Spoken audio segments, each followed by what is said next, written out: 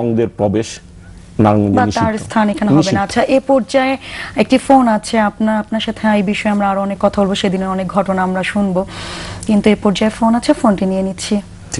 Hello দর্শক, আপনার নাম বলে কথা বলুন আজকের অতিথির সাথে। হ্যালো, জি আমি নারায়ণগঞ্জ থেকে বলছি, আমার নাম মোহাম্মদ আরিফুজ্জামান, আমি একজন সাংবাদিক। জি কথা বলুন। কাছ থেকে আর কি আমি জি উনি শুনতে পাচ্ছেন, আপনি বলুন। নমস্কার। হ্যাঁ নমস্কার, আরিফ বল। দাদা ভালো আছেন আপনি? হ্যাঁ ভালো। দাদা আমার সবথেকে কষ্টের ব্যাপার হচ্ছে আপনাকে আমি অনেক জানি, আপনাকে আমি দেখছি হাঁটাচলা করতে, আমাদের সাথে আপনি কত হাঁটছেন, অনেক ইতিহাস আছে, একসাথে নাস্তা করছি, আপনি রিক্সায় চলতেন, আপনি চুড়িদার পায়জামা পরতেন, আপনার খুব ভালো লাগতো। কিন্তু আপনার আজকে একটা ঘটনায় আপনার আজকে কি করে দিল, এই বিচারটা আজকে আমরা পাইলাম না। চিহ্নিত হয়েছে কারা এই করছে, কারা এইসব করছে। তারপরে আমাদের নারায়ণগঞ্জের যে বিএনপির কিছু নেতা আছে, আজকে আমার খুব কষ্ট লাগে। আমি একটা মুক্তিযুদ্ধের পক্ষে সত্যি মানুষ, আমি একটা রাজাকারের পত্রিকায় কাজ করি দাদা। আমার এই কষ্টটা আমি এটা কারোর বুঝতে পারি না, কেন আমি একটা রাজাকারের পত্রিকায় কাজ করবো। আমি একটা মুক্তিযুদ্ধের পত্রিকা কোথায় নারায়ণগঞ্জে? আজকে নারায়ণগঞ্জের পত্রিকা আছে, আপনাদের বিরুদ্ধে আপনারা একটা নেতার পক্ষে কাজ করেন, সেই নেতারা আজকে কি করে দিচ্ছে আজকে হচ্ছে না। জি আপনাকে অনেক ধন্যবাদ ফোন করার জন্য।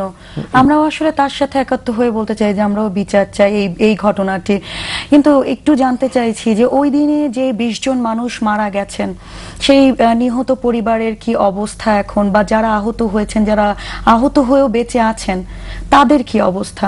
আপনিও তাদের মধ্যে একজন। হ্যাঁ আসলে সেদিন এমন অনেকে আছেন যারা পরিবারের একমাত্র উপার্জনক্ষম ব্যক্তি ছিল, তো তিনি নিহত হয়। তার পরিবারের অবস্থা কিন্তু খুব আর্থিক অনটন, শুধু আর্থিক অনটন না, সামাজিক আর্থিক সব কিছু দিকে তারা কিন্তু একদম নিঃশেষ হয়ে গেছে। যে পরিবারগুলো সচ্ছল ছিল, নারায়ণগঞ্জে বিভিন্ন কর্মকাণ্ডে যারা যে পরিবারগুলো ভূমিকা রাখতে পারতো, আজকে কিন্তু সেই পরিবারগুলো সেভাবে ভূমিকা রাখতে পারছে না। মানে এমন পরিবারও আছে যাদের ছেলে মেয়ের বিয়ে পড়াশোনা করাতে পারছে না। একটা পরিবারের কথা বলবো, নিধুরাম দাস নিহত হয়েছে, তার মেয়ের দুটো মেয়ে আছে, একটা মেয়ের বিয়ে আগামী 20 তারিখে, সে তার মেয়ের বিয়ের পয়সার ব্যবস্থা করতে পারছে না, খুবই আর্থিক অনটনের মধ্যে আছে। এখন যে পরিবারগুলো সচ্ছল ছিল তাদের পক্ষে কিন্তু মানুষের কাছে গিয়ে হাত পাতাটা খুব কষ্টের ব্যাপার হয়ে যায়।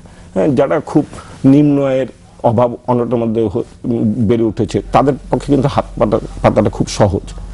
আমি সচ্ছল ছিলাম, আমি নিজেই মানুষকে করতাম, আমার যদি চাইতে হয় তাহলে খুব কষ্টের, তো খুব খারাপ অবস্থার মধ্যে আছে। তো এখানে একটা ব্যাপার যে সবকিছুর পর আমাদের এত অভাব অভিযোগ অনটনের মধ্যে আমাদের, তারপর আমরা যারা চিকিৎসা করে আমরা যারা বেঁচে আছি, যে আরিফ যে কথাটা বলছিল, সত্যি কথা, আমি খুব গান বাজনা ভালোবাসতাম, আর আমি মাঠ কর্মী, আমি নেতা না, সংস্কৃতি মনা ছিলাম, মাঠ কর্মী, এবং খুব স্লোগান দিতে পছন্দ করতাম, নেচে নেচে নাচ গান আনন্দ হই হুল্লোটা খুব পছন্দ করতাম। এখন করতে পারছি না, আরিফদের কষ্ট লাগছে, আমাদেরও লাগে। তারপরে যে ব্যাপারটা সেটা হচ্ছে যে এটাই কিন্তু সমস্যা, যে আরিফ আজকে মুক্তিযুদ্ধের চেতনার পক্ষের শক্তি কিন্তু একটা রাজাকারের প্রতি কাজ করছে। এখান থেকে আমাদের বেরিয়ে আসতে হবে। আমি মুক্তিযুদ্ধের চেতনার কথা বলবো, কিন্তু যে রাজাকারদের কাছ থেকে মানে অনুগ্রহ নেব বা তাদের প্রতিষ্ঠানে কাজ করব, তাদের এখান থেকে আমাদের সবাইকে বেরিয়ে আসতে হবে। এটা আমরা চাই না। অনেকে অনেক মুক্তিযুদ্ধের চেতনার পক্ষে অনেক বড় বড় কথা বলেন, কিন্তু ব্যবসাটা কিন্তু করছেন ওদের সাথে, স্বাধীনতা। আমাদের আসলে অনেক ফোন আছে, অনেকেই হয়তো আপনার কাছে অনেক কিছু জানতে চাইছে, তো আমরা এই পর্যায়ে আরেকটি ফোন নিয়ে নিচ্ছি, তারপরে এসে আমাদের আলোচনা আমরা করব। জি হ্যালো দর্শক, আপনার নাম বলে কথা বলুন আজকে অতিথির সাথে। হ্যালো, রফিক বলছি। জি নারায়ণগঞ্জ থেকে রফিকুল ইসলাম রফিক বলছি। জি কথা বলুন। আমি চন্দন শীলকে প্রশ্ন করতে চাচ্ছি, 2001 সালে যে চাষারা বর্বরিত বোমা হামলা হয়েছিল, এটা মূলত আমাদের নারায়ণগঞ্জের জনপ্রিয় জননেতা শামীম হোসেনকে হত্যা করার জন্যই এই বোমা হামলাটি ঘটানো হয়েছিল। তখন আমাদের 20টি তরতাজা সন্তান, নারায়ণগঞ্জের সন্তান নিহত হয়ে যায়। আমরা অনেকে আহত, এর মধ্যে চন্দনশীল আমরা বেশ কয়েকজন আহত এবং যারা নিহত হয়েছেন তারা তো এই দুনিয়া ছেড়ে চলে গেছেন তাদের শোকসন্তপ্ত পরিবারকে রেখে। তারা আজকে অনেক দুর্দশার মধ্যে আছেন। আর আমরা যারা আজকে আহত অবস্থায় যারা জীবনপাত করছি তারা বিভিন্ন সমস্যায় আছি। মূলত আমাদের চাওয়ার কিছুই নেই, আমরা শুধু চাচ্ছি যে আমাদের এই বয়সে, আমার বয়সের বারে আমরা হয়তো নতুন হয়ে যাচ্ছি, হয়তো বেশি দিন বাঁচবো না, কিন্তু আমাদের প্রত্যাশা হলো যে আমরা আমাদের এই অপূরণীয় ক্ষতি, আমরা যে এতগুলো প্রাণ হারালাম, এতগুলো লোক আহত হলাম। জি, অনেক ধন্যবাদ। আমরা আপনার কথা বুঝতে পেরেছি। আসলে এই ক্ষতি কিন্তু কখনোই পূরণীয় না, এটা অপূরণীয় একটি কিন্তু ক্ষতি। তো এই যে আপনি বলছিলেন যে আহত নিহত দুই পরিবারের মানে দুই ধরনের কথাই বলছিলেন, আমরা একটু আপনার কাছে আসতে যাচ্ছি। আপনার এখন কি অবস্থা, আপনি এখন কেমন আছেন? আমি ব্যবসায়ী ছিলাম, আমার ব্যবসা ছিল, কিন্তু এই ঘটনার পরে তো আমার চিকিৎসা করতে যা ছিল সব শেষ। তারপরে আমি কৃতজ্ঞতা জানাই জননেত্রী শেখ হাসিনার প্রতি, এবং স্বামী ওসমান গুরুতর আহত হয়েছিলেন, তিনিও হাসপাতালে দীর্ঘদিন চিকিৎসা করিয়েছেন। তার পাশাপাশি জননেত্রী শেখ হাসিনা এবং স্বামী ওসমানের যৌথ প্রয়াসে কিন্তু আমাদের চিকিৎসার ব্যবস্থা হয়েছে। আমাকে এবং রতন দাসকে জার্মানিতে পাঠানো হয়েছিল, এটা নেত্রী পাঠিয়েছিলেন, এর জন্য আমরা কৃতজ্ঞতা জানাচ্ছি। আমার ব্যবসা ছিল, কিন্তু 2001 সালের নির্বাচনের পরে আমাদের ব্যবসাগুলো কিন্তু দখল হয়ে গেছে। আচ্ছা, এটা খুবই দুঃখজনক। কিন্তু এই বিষয়ে আমি একটু করে কথা বলতে চাচ্ছিলাম যে তৎকালীন যে সরকার ছিলেন, যে সময় বোমা হামলাটা হয়েছিল, তখন আপনাদের কিন্তু তারা দেখতে গিয়েছিলেন, এবং বর্তমানে কিন্তু সেই সরকারই আছেন। তো আপনাদের নেত্রী, আপনাদের এই যে ঘটে যাওয়া যে মানে একটি খুব বাজে একটি ঘটনা, এই ঘটনাটির যারা ক্ষতিগ্রস্ত হয়েছেন তাদের জন্য কি করছেন আপনারা? সেই সময় সরকারের পক্ষ থেকে আর্থিক সহায়তা দেওয়া হয়েছিল প্রতিটি পরিবারকে, এবং নারায়ণগঞ্জের ব্যবসায়ী মহল, যার নারায়ণগঞ্জটা একটা ব্যবসা বাণিজ্য কেন্দ্র, সেখানে ব্যবসায়ী মহল সেদিন আমাদের পাশে এসে দাঁড়িয়েছিলেন, চিকিৎসার ব্যবস্থা করেছেন, বিভিন্ন পরিবারকে সহযোগিতা করেছিলেন। কিন্তু আসলে বেঁচে থাকার জন্য যে মানে মানুষের তো চাহিদা শেষ নেই, আমার কি চাহিদা আছে সেটা আমি বুঝবো। তো সেই অর্থ এমনও হয়েছে যে সেই অর্থ কেড়ে নেওয়া হয়েছে 2001 সালের নির্বাচনের পরে, যারা 4 দিনের জোট ক্ষমতা এসছে। আর এখানে একটা কথা আমি বলে রাখছি যে নারায়ণগঞ্জের এই ঘটনাটা কিন্তু অনেকগুলো কারণে, সেটা হচ্ছে একদিকে মৌলবাদীদের বিরুদ্ধে আমাদের এই দৃঢ় অবস্থান স্বামী ওসমানের নেতৃত্বে, আর একদিকে হচ্ছে 2001 সালের নির্বাচনের 1 মাস আগে এই ঘটনাটা ঘটানো হয়েছে। কারণ ওই যেটা বলেছি যে স্বামী ওসমানকে কিন্তু আওয়ামী লীগের নেতাকর্মীরা প্রাণ দিয়ে ভালোবাসে, এবং তাকে আইডল মনে করে, যে নতুন প্রজন্মের যুব নেতৃত্বের একটা আইডল কিন্তু আওয়ামী লীগের নেতাকর্মীরা মনে করে। আচ্ছা। এবং সেই সাহসী নেতা মনে করে, তার বক্তৃতা, তার আচরণ, তার বলিষ্ঠ ভূমিকা, সংসদে তার ভূমিকা, বক্তব্য, এগুলো নিয়ে।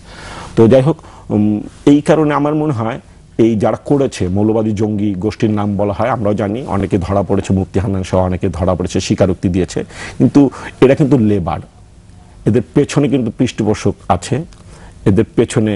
এবং যশোরের উদীচিতে যে ঘটনাটি ঘটেছিল, যে বোমা হামলাটি হয়েছিল, ওটার বিচার হলে মনে হয় আজকে নারায়ণগঞ্জের এই এত বড় ঘটনাটি কিন্তু আমরা দেখতে পেতাম না, বা এটাও নাও হতে পারতো। তো এ পর্যায়ে আরেকটি ফোন আছে, আমরা ফোনটি নিয়ে ফিরে আসছি। হ্যালো দর্শক, আপনার নাম বলে কথা বলুন আজকের অতিথির সাথে। হ্যালো। হ্যাঁ দর্শক, আমি ওই ময়মনসিংহ থেকে সাইফুল আলম পান্নু। জি পান্নু ভাই, কথা বলুন। ফুটেজটা দেখে আমি অত্যন্ত দুঃখ ভারাক্রান্ত মন নিয়ে কথা বলছি। দাদা নমস্কার। নমস্কার।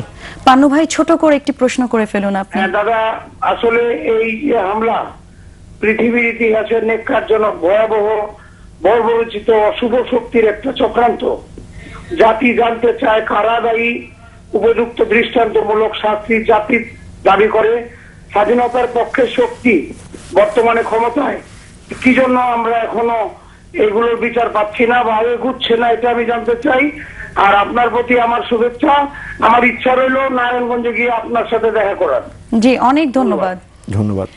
আসলে সবার আকুতি কিন্তু একটাই, রফিক ভাইয়ের বক্তব্যে, এই দাদা ফোন করলেন তার বক্তব্যে, আমরা কিন্তু বিচারটা চাই। জি, সবার আগে চাই বিচার। চিহ্নিত গোষ্ঠী অনেকে স্বীকার করেছেন, দায় স্বীকার করেছেন, তাদেরকে বিচারটা চাই। আমাদের মুক্তিযুদ্ধের সপক্ষে শক্তি আজকে ক্ষমতা, এবং আমরা ওই বললাম না, অনেক অভাবের মধ্যে আমরা একটা স্বস্তি পাই, জননেত্রী শেখ হাসিনা আজকে বাংলাদেশের প্রধানমন্ত্রী। আমরা বঙ্গবন্ধুর আদর্শে রাজনীতি করি, মুক্তিযুদ্ধের চেতনা বিশ্বাস করি, তিনি আজকে প্রধানমন্ত্রী। আজকে শুধু নারায়ণগঞ্জে না, ময়মনসিংহে সিনেমা হলে সিরিজ বোমা হামলা হয়েছে, উদীচীর বোমা হামলা, বর্ষবরণ অনুষ্ঠানে রমনা বটমূলের বোমা হামলা। আমাদের ঘটনা ঠিক এটা এপ্রিল মাসে ঘটেছে, আমাদেরটা জুন মাসে। আমাদের 16 জুন, 3রা জুন গোপালগঞ্জে বানিয়াচর গির্জিয়া বোমা হামলা, হবিগঞ্জে শায়েমের কিবরিয়ার হত্যাকাণ্ড, 21 আগস্টের গ্রেনেড হামলা। একই সূত্রে গাথা, একই সূত্রে গাথা। আপনি মনে করছেন সবই একই সূত্রে গাথা। এবং এটা হচ্ছে মুক্তিযুদ্ধের সপক্ষের শক্তিকে নিশ্চিহ্ন করে দেওয়ার একটা অশুভ চক্রান্ত, একটা নীল নকশা। তো আমরা সবকিছুর পরে অনেক অভাব অনটনের মানে আমরা বিচার চাই, এটা আমাদের সবার আগে বিচার দেখতে চাই।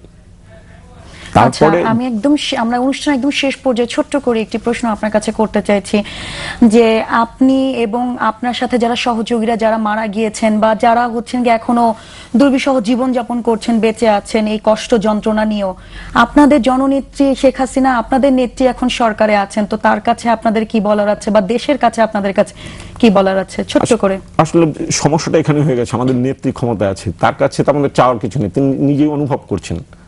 তো আমি তারপরে বলবো, শুধু সরকারের কাছে না, আমি রাষ্ট্রের কাছে বলবো, আজকে নেত্রী ক্ষমতা আছেন, কালকে নেত্রী থাকবেন না, অন্য কেউ আসতে পারেন। রাষ্ট্রের কাছে বলবো যে পরিবারগুলো এরকম ঘটনার শিকার, শুধু নারায়ণগঞ্জের কথা বলছি না, সারা বাংলাদেশে খুব বেশি হবে না কিন্তু সংখ্যা। এই বোমা গ্রেনেড হামলা যারা আজকে এই অভিশপ্ত জীবনযাপন আমরা করছি, যে পরিবারগুলো অকালে তাদের স্বজনদের হারিয়েছে, তাদের পক্ষে রাষ্ট্র দাঁড়াবে, তাদের পাশে রাষ্ট্র দাঁড়াবে। জি, আপনার সাথেও আমিও কণ্ঠ মিলে এবং দেশবাসী সবাই কণ্ঠ মিলে আমরা বলতে চাই যে এই ন্যাক্কারজনক ঘটনার জন্য বিচার হয়। আপনাকে অনেক ধন্যবাদ আমাদের অনুষ্ঠানে আসার জন্য এবং আমাদেরকে সময় দেওয়ার জন্য। এবং আপনাকে অনেক ধন্যবাদ এবং একুশে টেলিভিশনকে অনেক ধন্যবাদ আমাদের এই কথাটা, মনের কথাটা বলার সুযোগ করে দেওয়ার জন্য। ধন্যবাদ। কথা হচ্ছিল আজকের অতিথির সাথে। দর্শক, 21 দুপুরে আজকের আয়োজন এইখানেই শেষ। সাদিয়া আফরিন সবার কাছ থেকে বিদায় নিচ্ছি। সবাইকে আবারও শুভেচ্ছা।